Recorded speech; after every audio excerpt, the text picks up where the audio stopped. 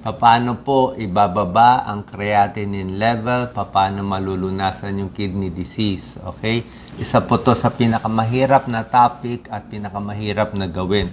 Wala naman ako ipapromise sa inyo na magic kasi mahirap nga oras na masira ng kidneys. Yung akin po, payo lang to sa early stage ng kidney disease, pero lagi naman yung final say, yung nephrologist or yung kidney doctor ninyo.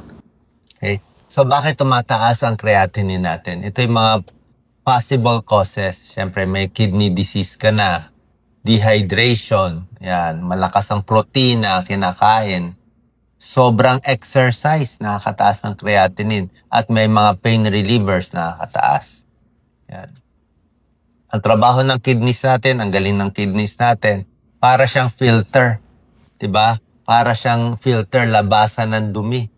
Merong mga nephrons yan, no? May mga nephrons. So, maraming mga malilit na nephrons nagfi-filter ng dumi palabas.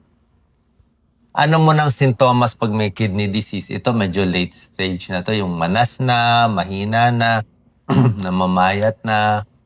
Pag acute kidney failure, yung biglang nasira yung kidneys, bagsak yung ihi. Hindi na umiihi. Nagmamanas, nanghihina, biglang high blood, at mataas yung creatinine masyado, nahihilo na sila, confused.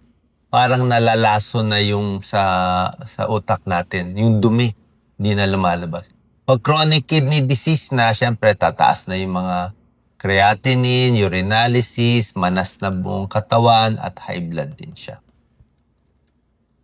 Ano ba ang creatinine? Ang creatinine po, isa rin siyang dumi sa katawan. Waste product siya. So, galing siya sa creatine. So, from creatine ay nagiging creatinine. Tapos, finifilter to palabas. So, pag hindi lumabas, kidney failure. Ito yung normal creatinine level. Depende kasi sa laki ng tao, sa laki ng muscle. Kaya nga, pag lalaki, ideally mas malaki yung muscle, hanggang ganito normal ng creatinine. 0.6 hanggang 1.2. Pag babae, hanggang mga 1.1. Pag bata, hanggang 0.7 lang. Depende sa laki. Kung maskulado, minsan kahit mas mataas, normal pa rin. Okay? Ayaw natin tumaas to. Kasi pag tumaas ang creatinine, medyo late na. Ang unang problema makikita sa urinalysis. Pag ang urinalysis may protina, yun ang early stage ng kidney disease. Pag tumaas na yung creatinine, medyo matindi na yung sira sa kidney disease. Okay? Kidney failure. So ano yung mga dahilan? Tulad na sinabi ko, pag tumaas ang creatinine, pwedeng kidney failure. Okay? Pag tumaas ang creatinine, nakakasama muscle destruction. Anong muscle? Hazing, boxing, bugbog, o sobrang exercise, marathon.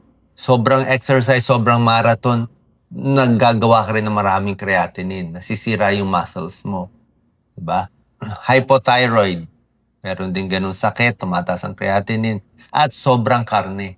Kung meron ka ng stage 1, stage 2 kidney disease, bawal na ang sobrang protina. Limited na ang protein mo. Kasi pag sobrang protein, yung kidneys mas hirap siya. Kaya nililimitahan ng protina pag nasa kidney disease na tayo. Papakita ko yung stages. So to, lifestyle change to lower creatinine, tuturo ko na sa inyo. Ayan o, pag meron ng sira, pag mataas na creatinine po ninyo, avoid strenuous exercise na. Okay, pwede maglakad. Pwede brisk walking, sabayan mo na inom ng tubig. Maraming tubig, 8 glasses of water, wag magpapaka-dehydrate. Yan, Doc Lisa. Matulog. Very important ng sleep. Papakita ko mamaya. Ito ang 5 stages ng kidney disease. Maganda yung walang sakit. Dito sa stage 1, normal pa siya.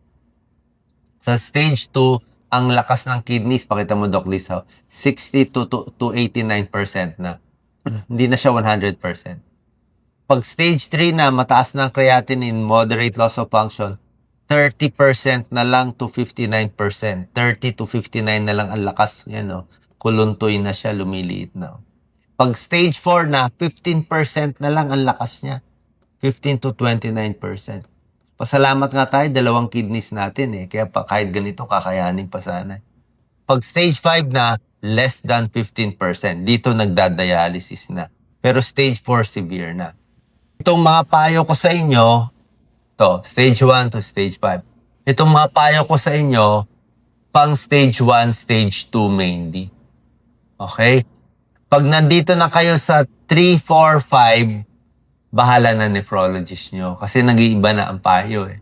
Nag-iiba na ang payo. Kasi gusto mo dito ma-prevent pa eh. Pero pagdating dito kasi, iba na.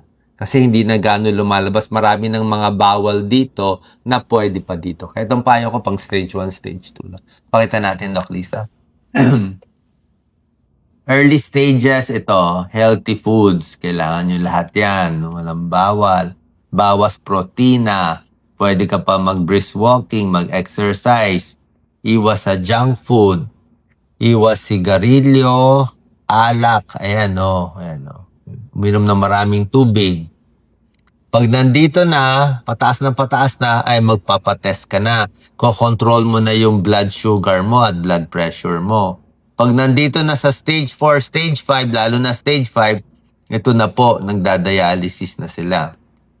Yan. Nasira na kasi totally yung kidneys. Dito na yung kidney transplant. Ayaw natin umabot sa 5. Gusto natin 1 lang. Dito tayo lang sa mataas lang lagi. Diba? Lalo tayo nagkakaedad, humihina ang kidneys. Kaya nga, napakahalaga payo natin. Dito pa lang sa may protina sa ihi, susunod na kayo sa payo natin. Kasi pag nandito na sa dulo, puro na lang dialysis, napakamahal, napakahirap. Mahirap gamutin pag nandito na. Okay? Mahirap umasa na yung 5, ibababa pa. Napakahirap. Kaya itong payo ko sa inyo, ma-maintain lang natin na dito kayo o malay nyo, matras-atras konti, pwede pa. Number 1, tubig. 8 glasses of water in a day. Ha? Dehydration, di maganda. Ito po, pang stage 1, stage 2 ha. Pero syempre, pag stage 5 na, hindi na umiihi, pati tubig mo, limitado na. Bawal ang strenuous yan, no? Bawal ang jogging na o talagang marathon. Pag nandun ka na sa 1, 2, 3, walking na lang tayo. Tulog napakahalaga. Kasi pag natutulog tayo, nare-relax yung body organs natin, pati metabolism. So yung paggawa ng creatine hanggang creatinine, mas napapabagal din. Pero kung laging puyat, daming trabaho, daming stress, lalong tumataas ang creatinine. Ingat, tulad ng sinasabi ko sa pain relievers, mga mefenamic acid, ibuprofen, lahat ng NSAID, ingat po. Lalo na kung stage 1, stage 2, hindi na pwede. Kahit normal ka, napaparami pain relievers mo. Tulad na sinasabi ko, hindi to candy, hindi to chocolate, ha?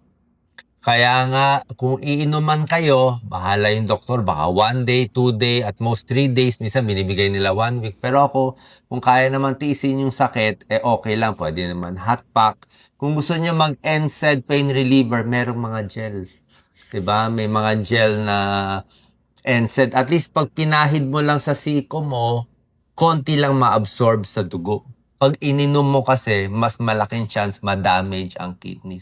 Hindi porke over the counter, okay na. Maraming na dadali dito.